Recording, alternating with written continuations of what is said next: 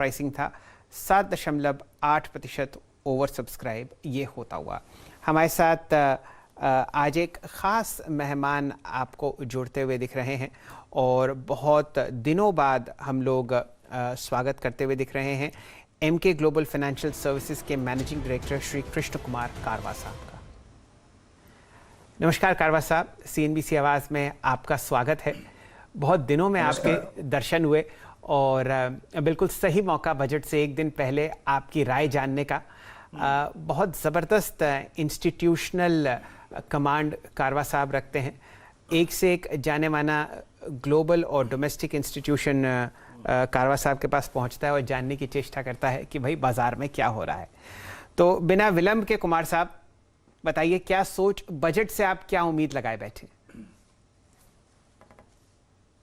देखिए, बजट तो इन समय पिछले कई सालों से क्योंकि पॉलिसी अनाउंसमेंट्स वगैरह तो पूरे साल भर ही आते रहते हैं एंड GST आने के बाद तो बजट की वैसे इम्पोर्टेंस काफी कम हो गई है।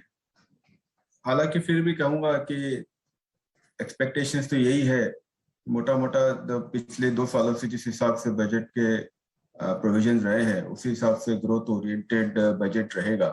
एंड जो क्षेत्र जहां पे कोविड की वजह से काफी नुकसान हुआ है, which is your small and medium enterprises और जो निम्न वर्ग के लोग हैं, उनको सबसे ज्यादा तकलीफ हुई है। तो कोशिश तो यही रहेगी बजट की कि उनको सबसे ज्यादा सहूलियत या और फीड्स वगैरह उनको जरूर मिले, दैट इज देयर। और दूसरा, अब देखिए गवर्नमेंट इंफ्रास्ट्रक्चर पे कंटिन्यूस स्पेंडिंग करते ही रहते हैं, तो वहां पे भी एक्सपेक्टेशन है कि there will be continuous further provisions for investment in infrastructure. तो वो 2 क्षेत्र में रहेंगे। कैपिटल मार्केट की तरफ से आई थिंक कोई एक्सपेक्टेशन है नहीं, कुछ नहीं करे वही बेटर है।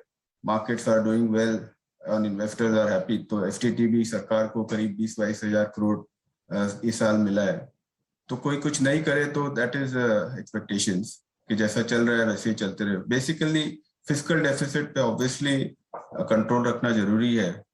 तो ये सब बैलेंस कैसे करेंगे, दैट इज द मोस्ट सबसे इम्पोर्टेंट बात है कि एक तरफ जरूरत है कि फिस्कल डेफिसिट को मेंटेन करें और दूसरी तरफ जरूरत है कि जो इंफ्रास्ट्रक्चर और कमजोर लोगों को जैसे सपोर्ट करे, वहां पे कैसे और प्रोविजंस और कैसे धनराशि उस तरफ दे कैन डाइवर्ट।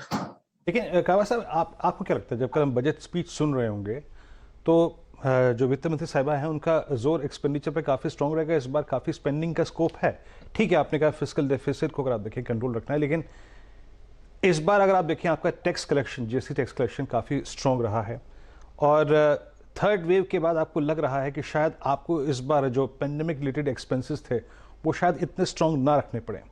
तो ऐसे चलते हुए मैम के पास काफ़ी स्कोप रहेगा अपना, थोड़ा सा अगर आप देखें बजट एक्सपेंडिचर साइड पे ज़्यादा बड़ा रखने का स्कोप है क्या इस बार? आपको क्या लगता है इसके बारे में?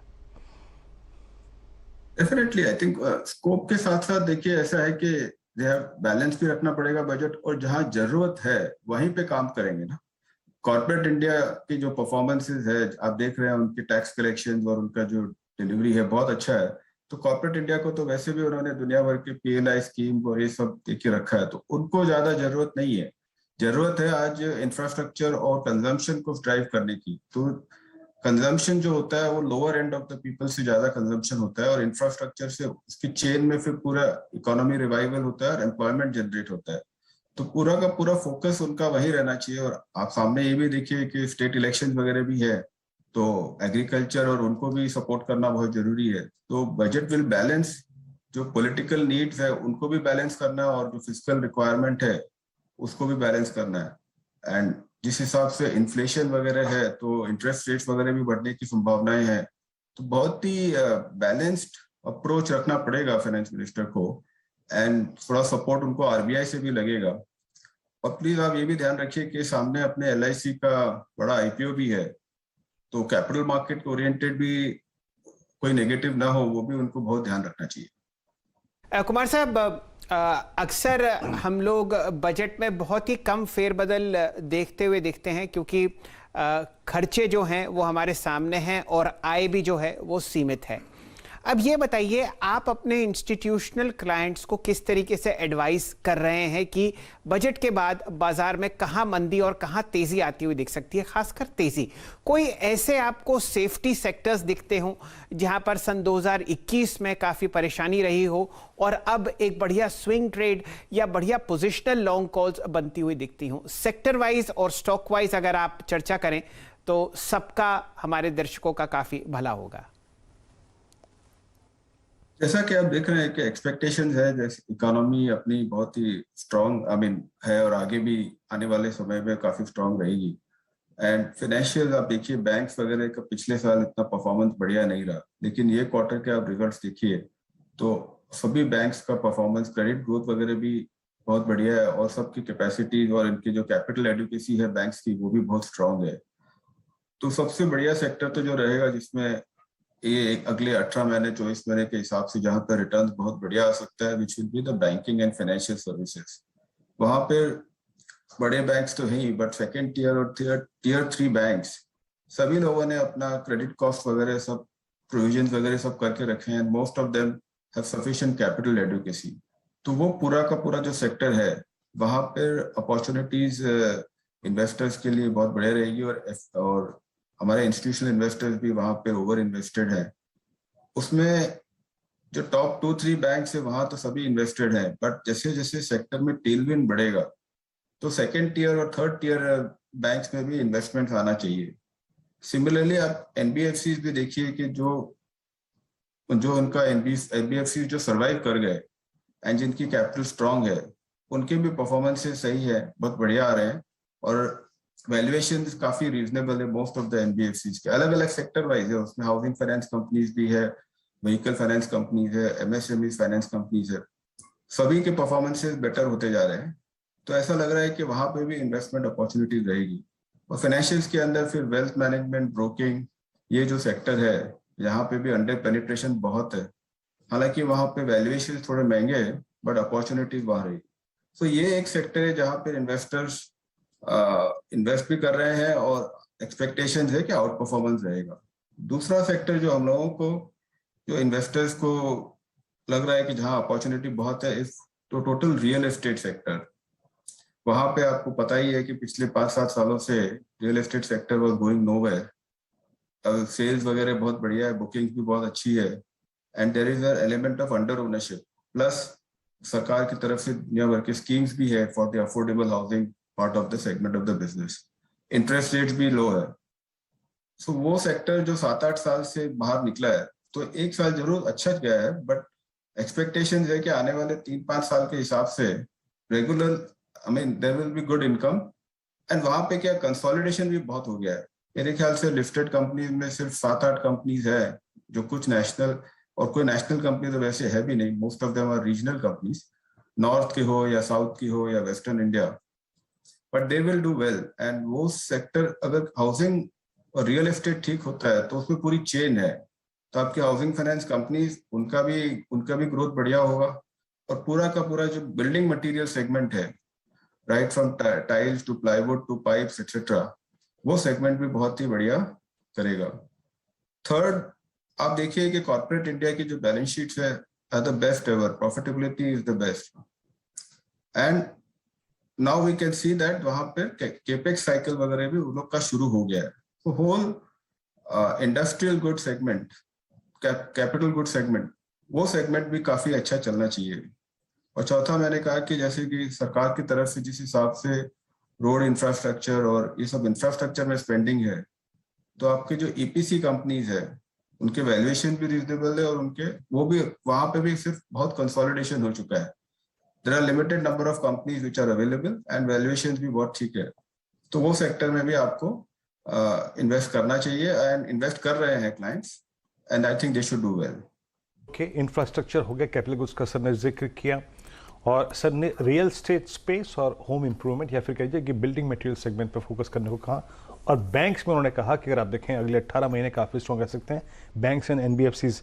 सर मान लीजिए अगर मैं इस वक्त भी एक बजट से पहले या ड्यूरिंग द बजट एक पोर्टफोलियो कंस्ट्रक्ट करना चाहता हूं, जितना कन्विक्शन आपने बैंक्स पे जाहिर किया सर, और बैंक्स में एक बात और अच्छी है कि इस बार की क्वार्टरली अर्निंग्स काफ़ी स्ट्रॉन्ग रही।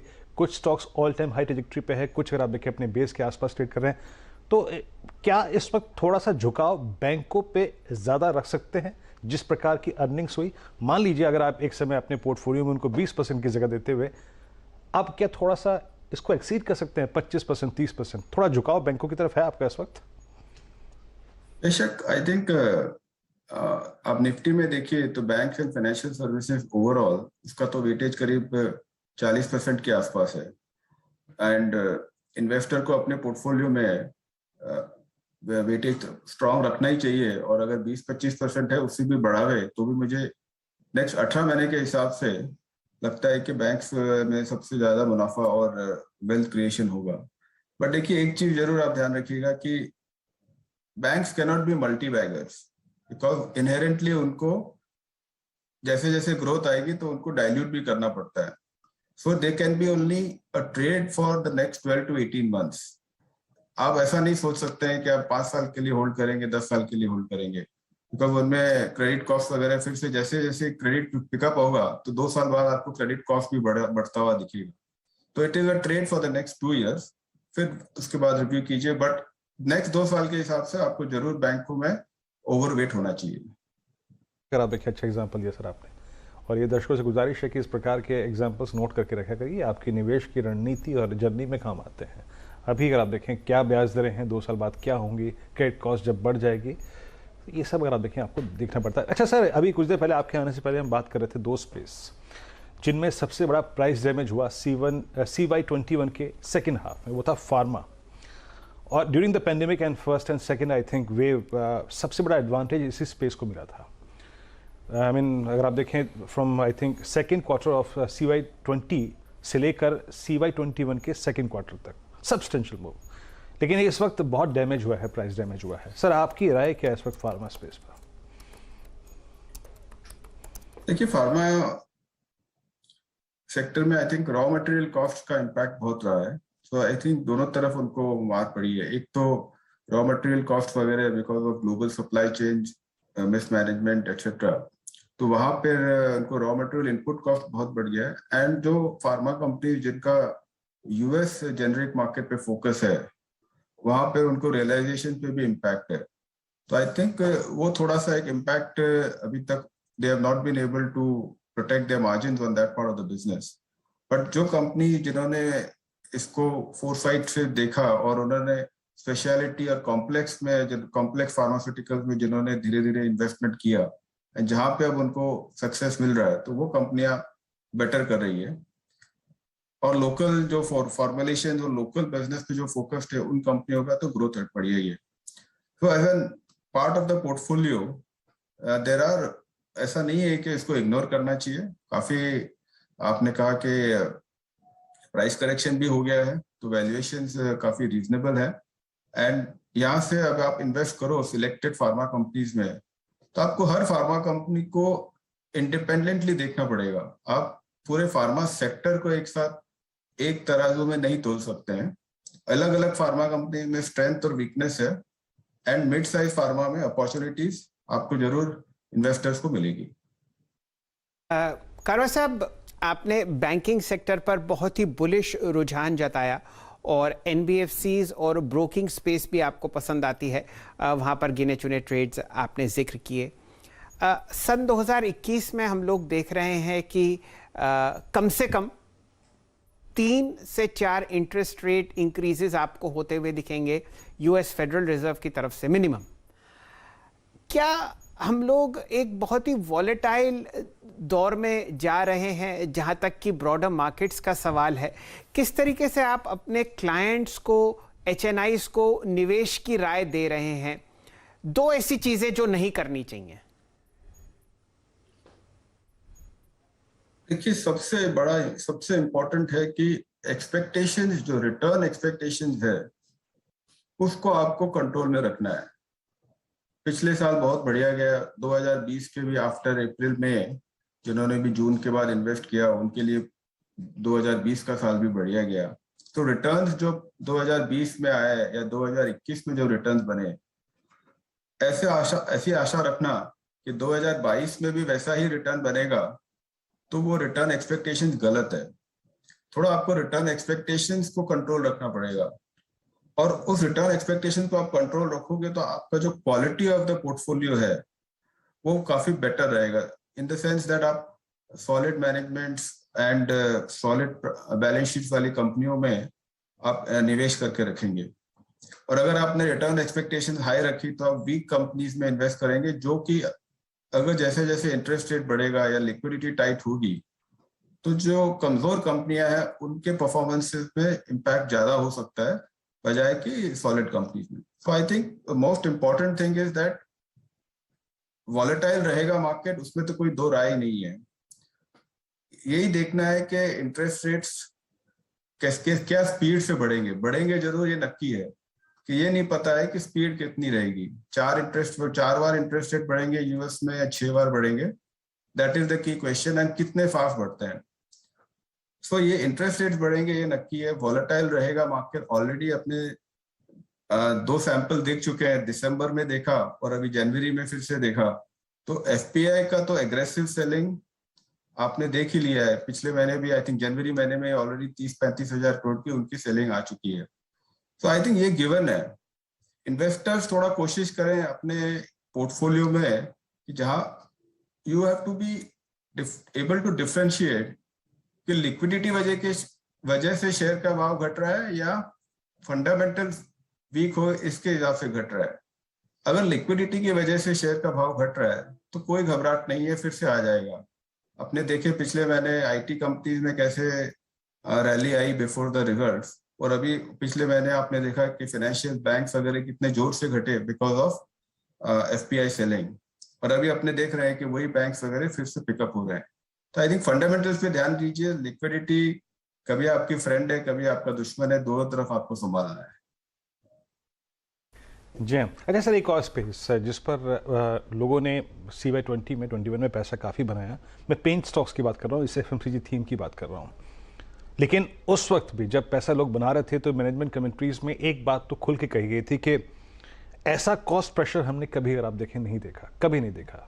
और वो कॉस्ट प्रेशर है इस वक्त चरम पर हैं, और जो पॉलिटिकल हालात हैं और जो क्रूड के लेकर जो इस वक्त सर्कमस्टेंसेस बन रहे हैं, ऐसे में सर इस स्पेस में आपकी राय क्या है? अच्छा, मैं FMCG में ही दूसरी बास्केट पे जाऊं, अगर आप देखें वो कंपनियां जैसे HUL हो गया, ITC हो गया, गोदरेज CP हो गया, यहाँ पर भी कॉस्ट प्रेशर काफ़ी सीवियर हैं। यहाँ पे ये कंपनियां ये भी कह रही हैं कि रूरल डिमांड जिस तरीके से ख़राब हुई है वो काफ़ी हतोत्साहित करने वाला विषय है। आपकी इस स्पेस पर राय क्या है सर? नहीं, ये स्पेस आई थिंक दोनों चीज है इसमें। एक तो इनके जो बेस वैल्यूएशन है वो भी बहुत महंगा है। वॉल्यूम ग्रोथ में जैसे कि कंपनियां बोल रही है कि बहुत ही वॉल्यूम ग्रोथ आ नहीं रहा है और मार्जिन पे भी प्रेशर है, तो मुझे लगता है कि नेक्स्ट 12 महीने के लिए ये सेक्टर थोड़ा प्रेशर पे रहेगा। और इन्वेस्टर्स इनमें जो वैल्यूएशन मल्टीपल्स जो कि is not justified basis the growth that वो जो दिखा रहे थे, तो थोड़ा सा और वैल्यूएशन इनमें इम्पैक्ट होगा। सिलेक्टेड कोई एक आध कोई कंपनी जिनका इंडिविजुअल प्रोडक्ट्स वगैरह आर डूइंग, जिनका बढ़िया चल रहा है, तो वहां पर भले ही वो पिकअप हो जाए, बट ओवरऑल सेक्टर में थोड़ा प्रेशर ही रहेगा और वैल्यूएशन बिल्कुल भी सपोर्ट नहीं कर रहे हैं। तो इन्वेस्टर्स थोड़ा इसमें वेट करें उसके पहले बिफोर इन्वेस्टिंग। जी कारवा साहब, आपने एक हल्का सा रुझान बताया कि मल्टी बैगर्स आपको नहीं मिलेंगे बैंकिंग स्पेस में। ब्रॉडर मार्केट्स को देखें, कोई ऐसी थीम जहां पर आप बेटर देन मार्केट रिटर्न्स आते हुए देखते हो? रियल एस्टेट हटा दीजिए, बैंकिंग हटा दीजिए, कहां पर हमारे निवेशक मिड कैप्स में या स्मॉल कैप्स में अच्छा पैसा इन्वेस्ट करें साल भर के लिए, 18 महीने के लिए, और उन्हें 100, 125, 150, 250% का रिटर्न मिले? देखिए, सबसे पहले तो मल्टी बैगर बनाने के लिए उसको आपको होल्ड करना पड़ेगा फॉर मोर देन 2-3 साल। तो इन्वेस्टर्स को पहले तो होल्ड करना सीखना चाहिए, पेशेंस रखना चाहिए। मुझे लगता है कि जहां पे भी इंटेलेक्चुअल कैपिटल इन्वॉल्व होता है वहां पे ही मल्टी बैगर बनते हैं। एंड अभी जो जहाँ जो सेक्टर है जहाँ पे ये इंटेलेक्चुअल कैपिटल का ज्यादा काम आता है वो है स्पेशलिटी केमिकल्स, एग्रो केमिकल्स, आपके आईटी कंपनीज, और जो भी ये प्लेटफॉर्म कंपनीज जो भी लिस्ट हो रहे हैं उनमें आपको मौका मिलेगा, बट वैल्यूएशन पे आप ध्यान दीजिए, बिकॉज वहां पर अपॉर्चुनिटीज है जहाँ पे आपको पैसे बन सकते हैं। और चौथा सेक्टर जो मुझे लगता है जहाँ पे अंडर ओनरशिप बहुत ज्यादा है is the whole real estate sector. अभी भी वहां पे बहुत स्कोप है। तो if I have to summarise, I think real estate, pharma and speciality chemicals, अगर आप इनको 3 साल के हिसाब से होल्ड करेंगे तो अभी भी आपको small and mid cap companies में अपॉर्चुनिटीज बनेगी जहां पर आप 3-4 साल में 3-4 गुना पैसा बन सकता है। करवा साहब, इसी में आप 3-4 स्टॉक्स पर जहां पर अपने HNI क्लाइंट्स और इंस्टीट्यूशंस को पोजीशन करा रहे हो इन स्पेसेस में, उनका जिक्र कीजिए। नहीं, वो मैं नहीं कर पाऊंगा because as per regulations we can not talk stocks. हम लोग स्टॉक्स, स्पेसिफिक स्टॉक नहीं बात कर सकते। I am very sorry, but that is as per the SEBI requirement. जी, पूछना हमारा फर्ज था, और आपको उस बॉल को स्टेडियम के बाहर जो आपने भेजी है वो हम बिल्कुल सर आंखों पर रखते हैं। वीरेंद्र जी के पास एक सवाल है। अच्छा सर, ये बताइए कि एक स्पेस जिसमें अब तक बाजार में कॉन्फिडेंस नहीं बना है, अच्छा उसमें एक दो स्पेस हैं जो कि अच्छा करें। I mean just talking about auto, और उसमें आप देखें टाटा मोटर्स और जितनी भी ऑटो एंसिलरी स्पेस है जिन्होंने ईवी पे काफ़ी अगर आप देखें काम किया है और ईवी से सब्सटेंशियल रेवेन्यू लेके आ रही हैं, उनको बताने रिस्पेक्ट दी है। लेकिन ये जो मूलभूत कंपनियां हैं जैसे मारुति हो गया, आपका टू व्हीलर में बजाज ऑटो हो गया, हीरो मोटोकॉर्प हो गया, टीवीएस हो गया, ये काफ़ी लोअर ट्रैजेक्टरी में ट्रेड कर रही हैं। सर, आपकी राय इस स्पेस पर? कुछ पॉजिटिव व्यू है आपका यहाँ पे इन लेवल्स पे? इस क्वेश्चन पूछने के लिए धन्यवाद, बिकॉज इस सेक्टर के बारे में मैं पॉजिटिव हूँ लेकिन बात करने में रह गया था। सो ऑटोज में पैसेंजर व्हीकल सेगमेंट और कमर्शियल व्हीकल सेगमेंट, वहां पे मुझे लगता है कि नेक्स्ट 2 साल के हिसाब से अपॉर्चुनिटी बहुत बढ़िया है। ये sector has been under pressure for last 4-5 years, and ज्यादा लिस्टेड कंपनीज है भी नहीं, और जो भी लिस्टेड कंपनीज है उनके नए नए प्रोडक्ट्स वगैरह आ रहे हैं, ईवी में भी है और अदरवाइज ऑल्सो बुकिंग्स वगैरह बहुत बढ़िया है। तो जैसे जैसे उनके प्रोडक्शन कंस्ट्रेंट्स वगैरह सॉल्व होते जाएंगे तो ये सेक्टर बढ़िया करेगा, passenger vehicles and commercial vehicle segment. जो टू व्हीलर सेगमेंट है वहां पर एक्सपेक्टेड कंपटीशन जो ईवी से है वो सबसे ज्यादा हिट होगा। इम्पैक्ट कितना होगा वो पता नहीं, बट इन्वेस्टर्स वैल्यूएशन मल्टीपल जो बिजनेस को दे रहे हैं उस पर थोड़ा सा इम्पैक्ट हो सकता है। उसमें भी आप टू व्हीलर में देखिए तो जो कंपनीज वेल डाइवर्सिफाइड पोर्टफोलियो है, लोकल प्लस ओवरसीज, तो उनका उसमें बेटर हो सकता है।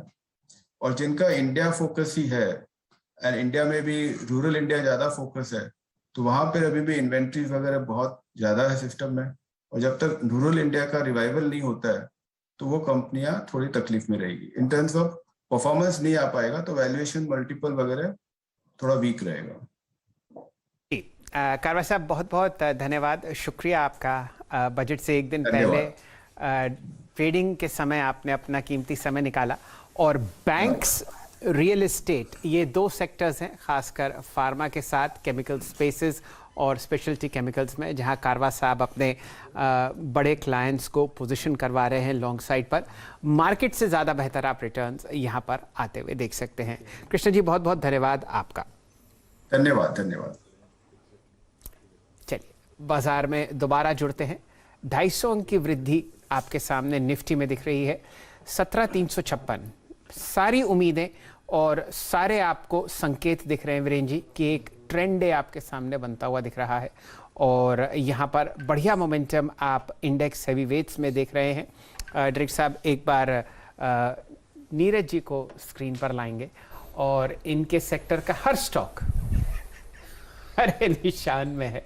ONGC 3 साल के हाई पर, रिलायंस इंडस्ट्रीज इंट्राडे हाई पर, कैश काउंटर्स में सेलन और हिंदुस्तान ऑयल एक्सप्लोरेशन चहकते हुए और शानदार मोमेंटम ट्रेडर्स हॉटलाइन में 10 के दमदार ट्रेड्स थमाता हुआ दिख रहा है। बिल्कुल, और बहुत ही बढ़िया रैली, प्री बजट और प्री सर्वे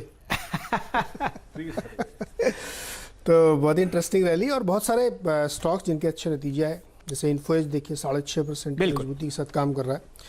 ऑयल वगैरह भी काम कर रहे हैं, डॉक्टर रेड्डीज, इन सब में एक बढ़िया तेज़ी यहाँ पे बनती हुई देखने को मिली है और मैं उम्मीद करता हूँ कि ये बनी रहेगी। और अभी वीडियो हमें दिखा रहे थे कितना 17,351 पे 100 डेमा है जी। अब इससे ऊपर जाएगा ये। क्या बात है नीरज जी, आपकी टीम में मैं देख रहा था जबरदस्त आउट परफॉर्मेंस नौकरी में आ रही है। हाँ। बल्कि जो 20 में जो टॉप गेनर्स हैं उसमें आप देखिए 2 काउंटर आपके हैं। नौकरी 6.5% ऊपर, हिंद ऑयल एक्सप्लोरेशन आपके सामने 4.8% ऊपर है और आप देख रहे हैं डॉक्टर रेड्डीज। देखिए तेजी का मंजर, ब्लू डार्ट के नतीजे कमजोर थे, मार्जिन बहुत बुरी तरह हिट है 3.25% ऊपर। हाँ, ब्लू डार्ट में बढ़िया तेजी, 3% की बेहतरीन तेजी, 200 रुपए ऊपर। क्या बात। और एप्टस वैल्यू जिसके नतीजे बहुत ही बढ़िया है वो 2% नीचे है जी। एलएनटी जहां पर परेशानी थी और ऑर्डर बुक पर प्रश्न चिन्ह थे, दिन के लो 1852 से अब आपको दिख रहा है 1900 के पार। तो 6.5 लाख का कैपेक्स आने वाला है ना बजट में। बिल्कुल। तो बाजार की माया ऐसी है, अकलमंद को इशारा ही काफी। चलिए ट्रेडर्स हॉटलाइन शुरू करते हैं और हेडलाइंस के साथ।